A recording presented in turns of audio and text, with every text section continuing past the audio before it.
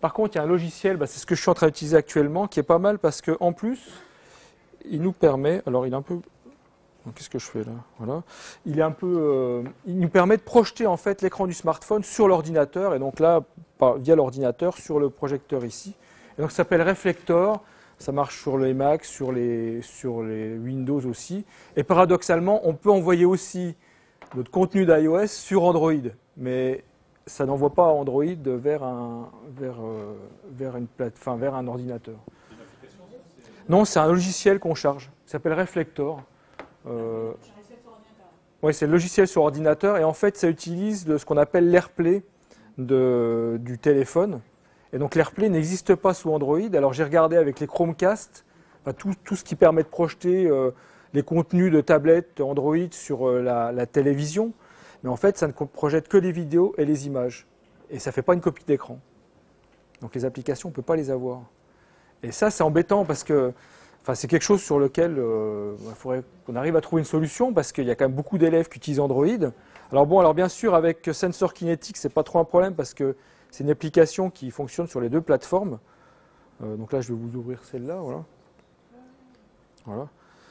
Et donc là, on a en temps réel, on voit ce qu'il y a sur mon écran de smartphone. Alors première remarque d'ailleurs, quand je pose le smartphone, alors si je demande à tous les élèves de la classe de poser leur smartphone à côté du mien, on aura tous une valeur différente de G ici, de Z ici. Alors vous voyez ici d'ailleurs, mon smartphone n'est pas tout à fait à plat. Il y a toujours des légers problèmes de calibration au niveau de la valeur absolue de G. Alors après, dans les variations, c'est beaucoup plus précis, Joël en avait déjà parlé, mais au niveau de la valeur continue, il y a toujours des petits soucis, donc il faut prendre en compte. Après, quand on le prend en compte, ça pose pas trop de problèmes. Mais après, il faut voir, faut faire les tests par rapport aux différents smartphones. Moi, je sais qu'il y en a un, c'est les Wico. J'ai essayé avec un Wico. Il y a une dérive qui est importante sur les Nexus Android, tout ça, oui. Pourquoi ça affiche la valeur de G alors qu'il est... Alors en fait, je l'avais fait le dessin tout à l'heure.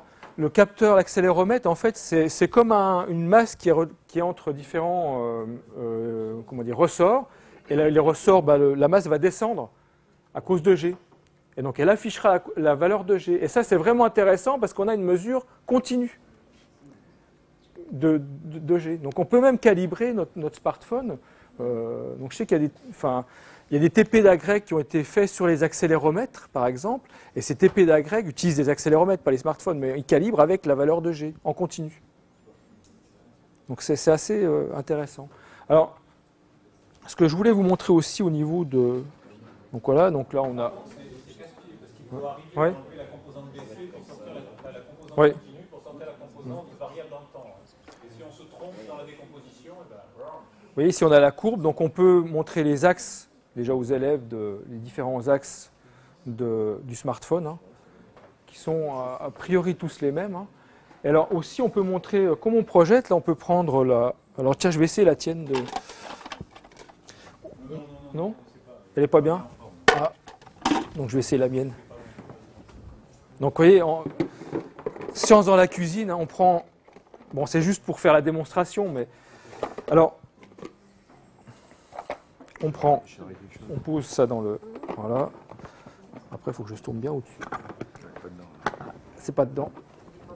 Il n'est pas dedans. Ah, mais c'est l'engrenage qui va pas... Ah, voilà, c'est bon. On reprend. Ah oui, ça va saturer là. Parce que les capteurs, en fait, ils saturent, ils ne vont pas aller non plus à une valeur de G. Là, ils saturent. Ah, ça va être dur. Là, j'y arrive mieux, oui. Non, là, j'y arrive pas bien. Ça va mieux avec le tourne-disque. Le tourne-disque, c'est mieux. Alors, je vais vous montrer, j'arrive à faire un bon mouvement circulaire, mais on va voir tout à l'heure. Voilà. Hop. Bon, ça montre à peu près, alors connaissant les axes, on sait à peu près comment va être l'accélération, puis on se rend compte qu'elle n'est pas uniquement suivant X, mais elle est aussi suivant Y, ça veut dire que probablement, j'avais mis le smartphone comme ça, probablement le capteur il est par là, quoi.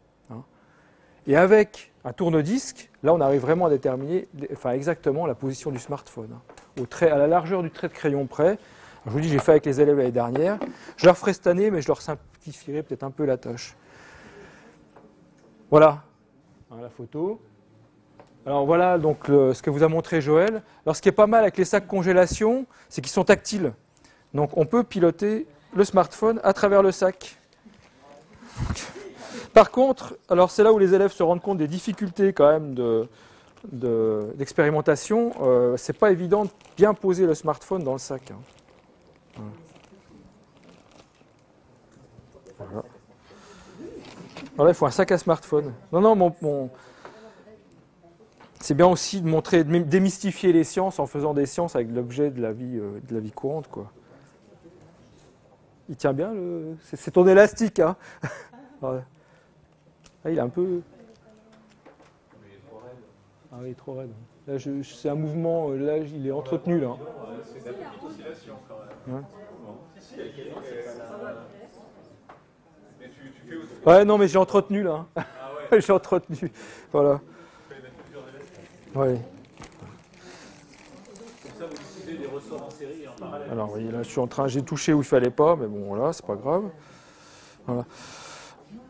Alors là, pour le Wi-Fi, j'ai utilisé en fait le partage de connexion pour pouvoir, parce qu'il y avait des problèmes avec le Wi-Fi. Donc, alors, autre chose, là, à un moment, on discutait avec une conseillère pédagogique pour les écoles primaires. On se disait, bon, alors après, est-ce qu'on peut faire des choses avec les smartphones? C'est peut-être pas bien de faire en primaire. On cherchait quand même à voir quelles applications on pourrait faire. Et ce qui est venu faire assez rapidement, c'est de mesurer le niveau sonore et de mesurer la gêne qu'il peut y avoir en fonction du niveau sonore dans une classe. Et donc en fait, c'est pas facile d'avoir un dBmètre dans une classe de primaire, mais par contre un smartphone c'est assez facile et des applications gratuites qui permettent de faire la mesure. On peut même d'ailleurs faire la mesure ici, il faut que je retrouve l'application qui est là, voilà. Donc une application gratuite et qui permet de mesurer le niveau sonore. Alors après, j'ai pas essayé si on éloigne l'appareil, bon normalement ça doit baisser, mais est-ce qu'on pourrait retrouver une baisse, enfin une relation entre la distance et le niveau sonore? Enfin, en tout cas, entre la distance et l'intensité acoustique. Voilà, donc là, c'était une idée. Là, je n'ai pas exploité. Hein. Je ne l'ai pas essayé non plus avec mes élèves, je n'ai pas trop eu le temps. Alors, ce que j'ai essayé avec mes élèves et ce que j'ai fait la semaine dernière, c'est l'acoustique musicale. Alors, ce qui est intéressant dans les smartphones, c'est qu'on peut simuler des instruments. Alors, tout ce que je vous montre là, c'est des applications gratuites parce qu'on a quand même un souci avec les élèves, c'est qu'on ne va pas demander à leurs parents d'acheter des applications. Ouais. Oui. Vous me disiez que vous n'avez pas le Wi-Fi dans vos salles de classe. Oui. Comment vous avez fait pour faire télécharger les applications? Alors ils le font avant en fait. Oui, mais donc ça débite sur leur forfait aussi. Bah, chez eux, ils ont peut-être du Wi-Fi chez eux, donc voilà, ouais, je leur ai fait faire avant. Ouais. Donc à la semaine avant, en fait, je leur ai mis c'était sur le site Access d'ailleurs, je leur ai mis des vidéos pour savoir utiliser les deux logiciels d'acoustique, puisqu'il y en a un qui n'est pas le même. Enfin, il y en a deux sur Android, un pour l'instrument et un pour le spectre. Et pareil sur iOS. Donc j'aurais mis deux petites vidéos et je leur avais donné des liens pour pouvoir faire le téléchargement. Et puis après, ils ont fait le TP. Vous allez voir, le TP, ils l'ont fini chez eux pendant les vacances et ils me l'ont envoyé là pour. Je leur avais demandé de me l'envoyer pour maintenant, pour qu'on voit des échantillons. Et il y en a 2-3 qui sont pas mal. Et pour transmettre les données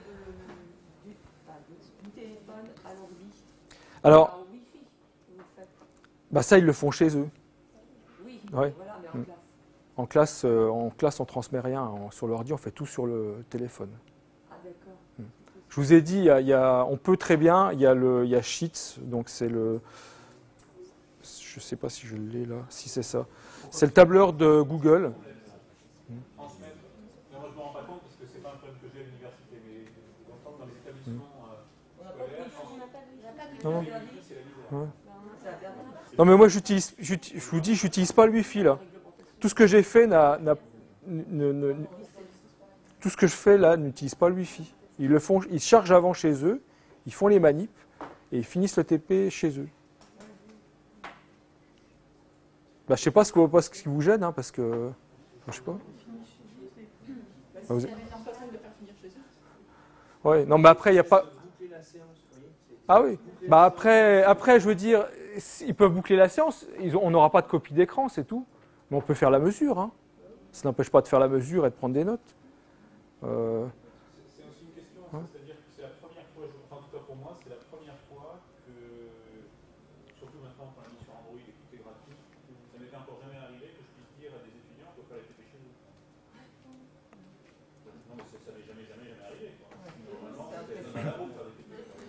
Alors, Si vous avez un PC et un smartphone, ça fait des fichiers. ouais, ouais. Non, mais après, pour boucler la séance, je veux dire, les élèves obtiennent le spectre.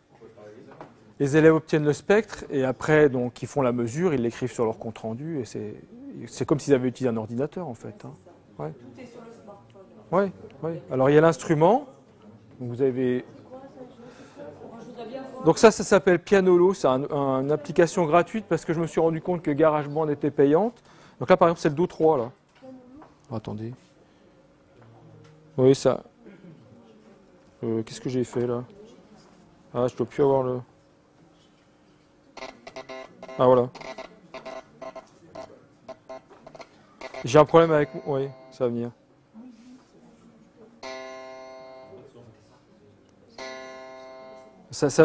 Voilà. Et là, j'ai mis la guitare. Ça. Enregistrer des sons et après vous allez faire l'analyse spectrale. Voilà, ouais. Alors l'analyse spectrale, paradoxalement, Alors il y a plusieurs logiciels, il y en a un que j'aime bien mais qui ne se projette pas très bien. Alors il y a des applications qui ne se projettent pas bien et on ne sait pas trop pourquoi.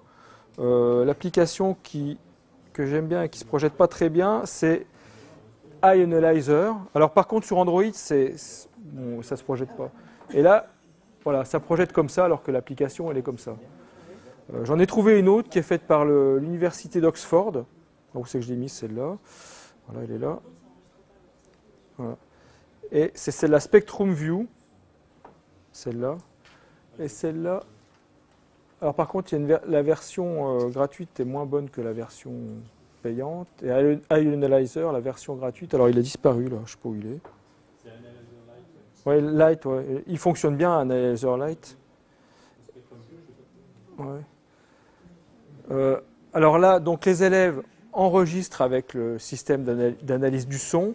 Et par exemple, iAnalyzer, ce qui est bien, c'est que ça enregistre pendant un certain temps. Et après, les élèves peuvent revenir sur leur enregistrement, donc faire défiler avec le doigt, revenir sur l'enregistrement et noter donc, les valeurs du spectre, maximum de spectre.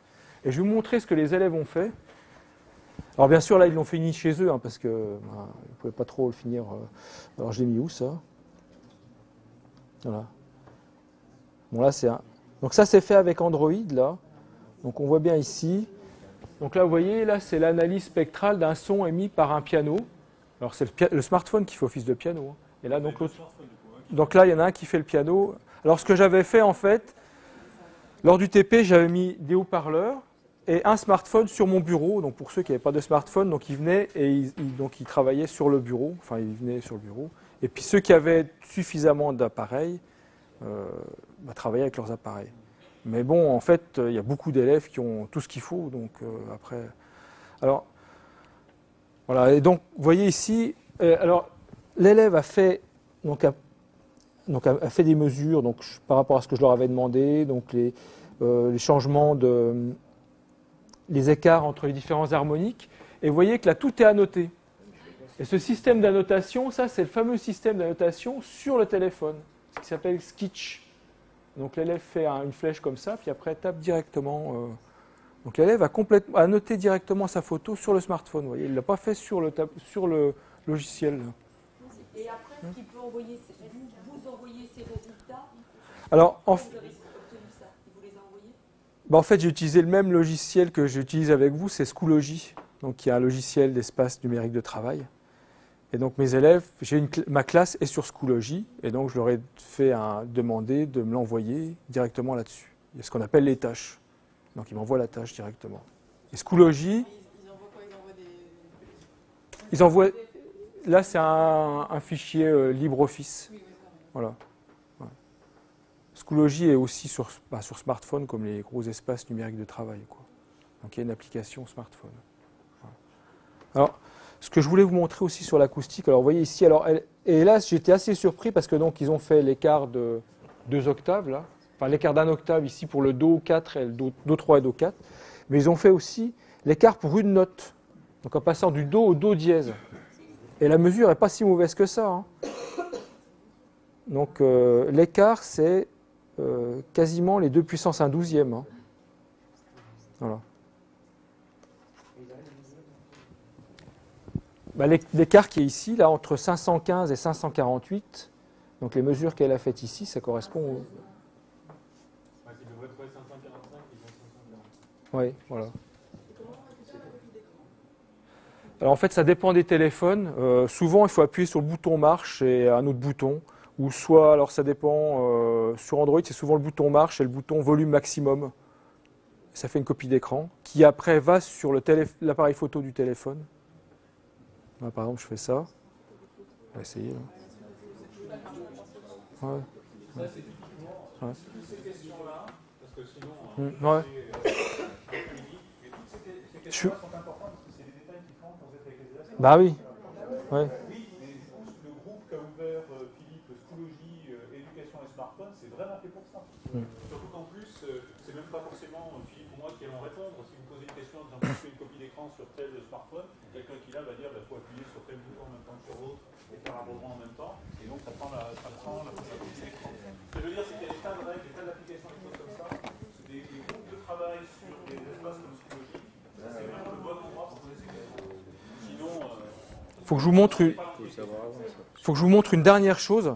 Bon, il y en a sûrement parmi vous qui font les TP en terminale, donc il y a un TP sur l'effet Doppler, où il y a une partie étoile, donc mesure la vitesse radiale d'une étoile, et une autre partie sur l'effet Doppler. Donc souvent on mesure un enregistrement de voiture, et donc on étudie le spectre de l'enregistrement de voiture. Avec le smartphone, ce qui est bien, c'est qu'on peut aller dehors et faire le vrai enregistrement de voiture.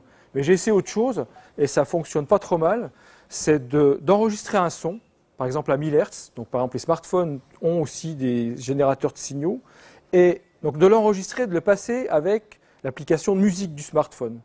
Et l'application musique, ce qu'il y a de bien, c'est qu'elle est en arrière-plan, c'est-à-dire qu'on peut faire fonctionner aussi Sensor Kinetics en même temps, parce qu'on ne peut pas faire fonctionner deux applications en même temps normalement. Et donc on peut mesurer aussi la vitesse de rotation, par exemple celle de mon bras.